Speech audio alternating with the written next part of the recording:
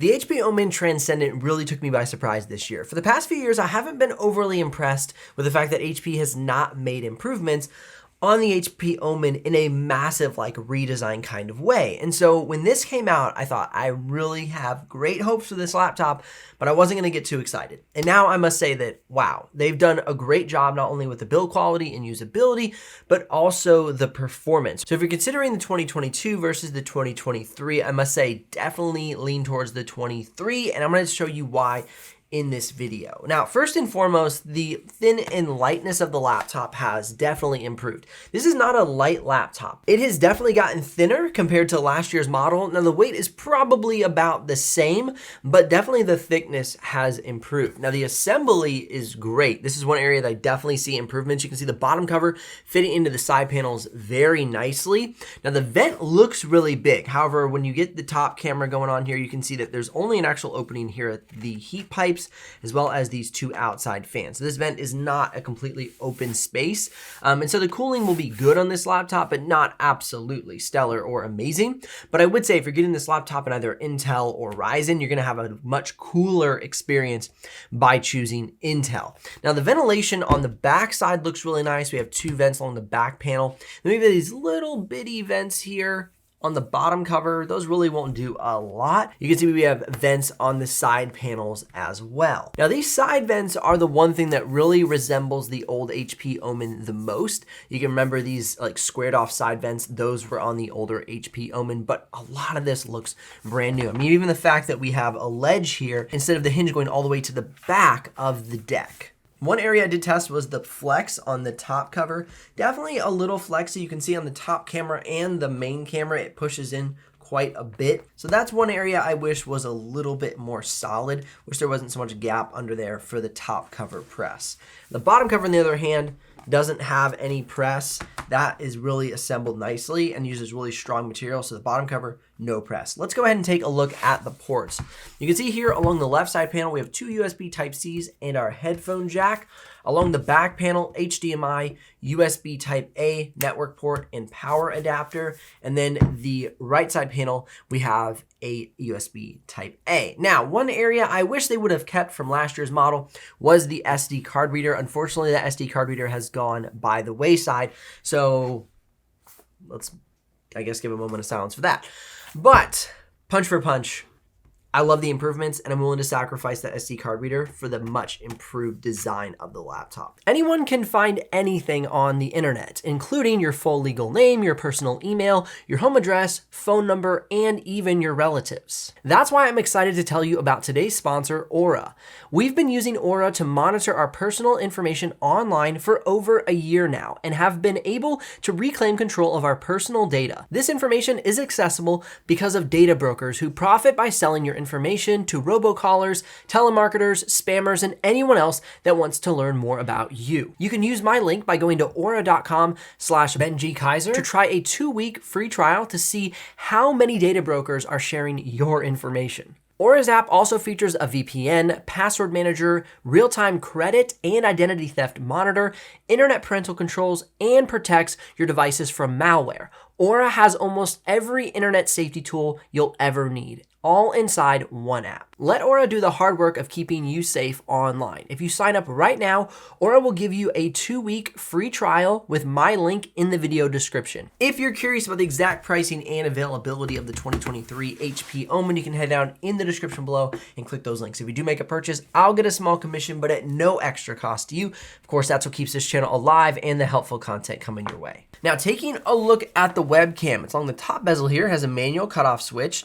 so it actually slides a little piece of plastic in front of the webcam. Here's a quick sample so you can see what that looks and what it sounds like. This is the webcam on the HP Omen Transcendent, and a little sample of the audio for you as well. Now, of course, there are speakers on the laptop. They're going to come out here along the bottom of the chassis on these two sides. Here's an audio sample so you can hear what those sound like.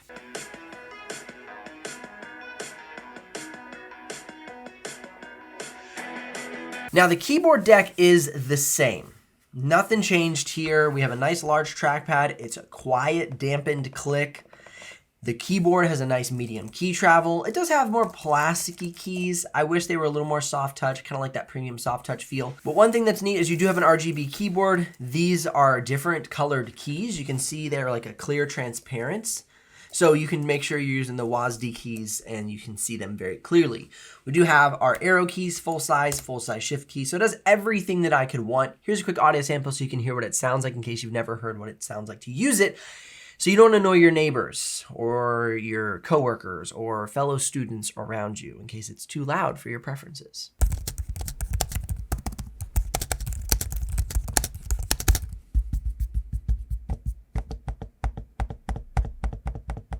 Now the battery life is coming up on the screen now, and as you can see, it's not amazing, but it's not terrible. I was hoping to get up to the 10 hours of battery life for productivity and streaming video playback, but we just didn't see it. However, I was not able to turn off the dedicated GPU to run on iGPU only to improve battery life. Normally, with my tests, I try to do iGPU mode. With this, I was only able to do 20% screen brightness, on quiet mode with Windows battery saver mode turned on.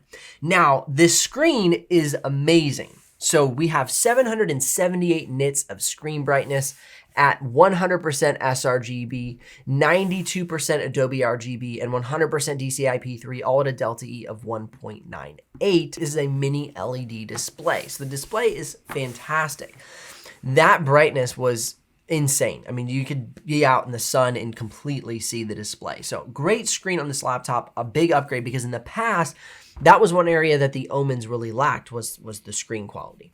Now, another area that I was hoping would be improved, but I will say it wasn't, and that's life, you know, just these bouncy screens. This is kind of an Omen Victus thing, the way it bounces. People get mad at me that I'm like whacking the screen. I'm not whacking it, I'm just like pushing on it. It's just showing you how it bounces. All right, now here is the screen flex. I would say very flexy. Do the wave. So the screen could use a little reinforcing and mounting tweaks, but overall, you're not going to be bouncing and waving your screen a lot, but just wanted to point that out. Of course, there are a few different models and configurations. The one I have before me is the i9-13900HX with the RTX 4070. If you're curious about the different pricing options, you can head down in the description below once again and click those links. Upgrade path, what is it like? You can actually upgrade both RAM sticks in this laptop. It's actually super easy. Take off the bottom cover, upgrade both of the RAM sticks, and you also have access to 2 M.2 slots, one occupied, one unoccupied, with the model that I got from HP to review. Without further ado, let's get into the benchmarks. The HP Omen Transcendent scored really well for Geekbench single core and really well for Geekbench multi-core. It wasn't at the top of the charts for multi-core, but single core, it did extremely well. For Cinebench R23, we have a great single core score once again, and a good multi-core score, 26,000. It's right behind the Lenovo Legion Pro 7i with the same processor. So this thing has what it takes and is well optimized by HP, because sometimes you can have a really great processor, but if the brand is not able to optimize the cooling system just right, then it lacks in performance. And HP did not have that problem. They did really well optimizing that i9-13900HX. Now going ahead and taking a look at Photoshop, a 1217, great score in Photoshop, right behind, once again, the Lenovo Legion Pro 7i with a 1229. I'll do a full dedicated head-to-head review between the Lenovo Legion Pro 7i and this laptop, so keep an eye on the channel when that one comes out. Next up, we're gonna look at After Effects. Once again, solid score at a 995. No problems there, and if you upgrade the RAM, you should be able to get even better scores for both Photoshop and After Effects. Blender Classroom, really good. Nothing blowing me away. I mean, it's pretty on par for other RTX 4070 laptops. In order to get those higher 1500 and up to 2000 scores, you need an RTX 4080 or a 4090 for Blender Classroom. But it's right on par for other RTX 4070 laptops. Autodesk 3ds Max, Autodesk Maya, and PTC Creo, all great performance, right up there in the top 5 for my most recent laptops that I've reviewed. And then SolidWorks, honestly, since this is not a workstation GPU, I was very impressed with SolidWorks. It performed with a 126, which, not being a workstation GPU, is a fantastic score for SolidWorks. If you've watched my videos, you know my rants about workstation GPUs and Radeon GPUs. They're much better for SolidWorks, but overall 3D modeling, you're going to be great with an RTX 4070. Going ahead and taking a look at the 4K export out of Premiere Pro. We take a 9-minute 4K clip, put it into Premiere Pro, export out at full quality 4K YouTube settings. Did that test in 2 minutes and 16 seconds. That same process, but using a 6K clip, exported in 15 minutes and 41 seconds. So great export times for this laptop. Now looking at the playback in Premiere Pro, we had 4K playback, 0 drop frames, both 6K B-raw and red footage, 0 drop frames. So this laptop can play back really well for 6K.